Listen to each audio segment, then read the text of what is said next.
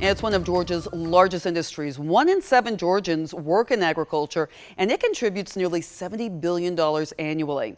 And we know it's a physically tough job, but a new survey finds it's mentally taxing too.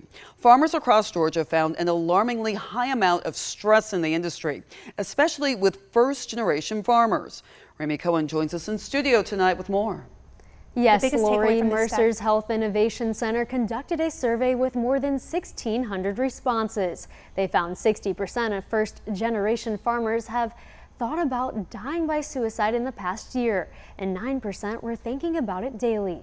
The biggest takeaway from this study is that first-generation farmers are stressed. Stephanie Basie, a PhD candidate at Mercer University, says one factor is first-generation farmers experience higher amounts of stress than generational farmers, and they have less coping mechanisms to deal with the stress than generational farmers. Mark Sanchez, the CEO of Lane Southern Orchards, is a first-generation farmer. He says it's very satisfying, but there is a lot that goes into it that people don't understand. He's worked in the industry for more than 40 years, but it's not for everybody. I mean, it's not a 9-to-5 job.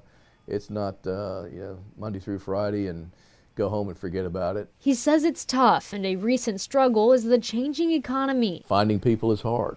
Inflation is hitting us. Everything we do revolves around energy. We have to have fuel, diesel fuel and gasoline to run our equipment, to run our trucks. Basie says on top of that, some of the major stressors include work-life balance, changes to ag laws and policies, and new technology that farmers have to learn and keep up with. Ann Montgomery, a biostatistician. There's a lot that they cannot control, and I think that's where the stress becomes the highest. None of those factors are under their control.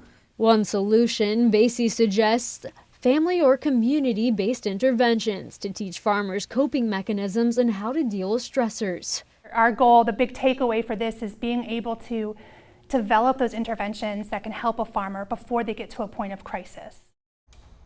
Basie says they partnered with the Georgia Foundation for Agriculture, a part of Georgia Farm Bureau, to develop farmer-informed, farmer-specific interventions. She says they're still in the planning stage for those right now. Thank you, Rami. Basie says there are Georgia Farm Bureau offices in every county. UGA's Extension's office are also resources that farmers can turn to.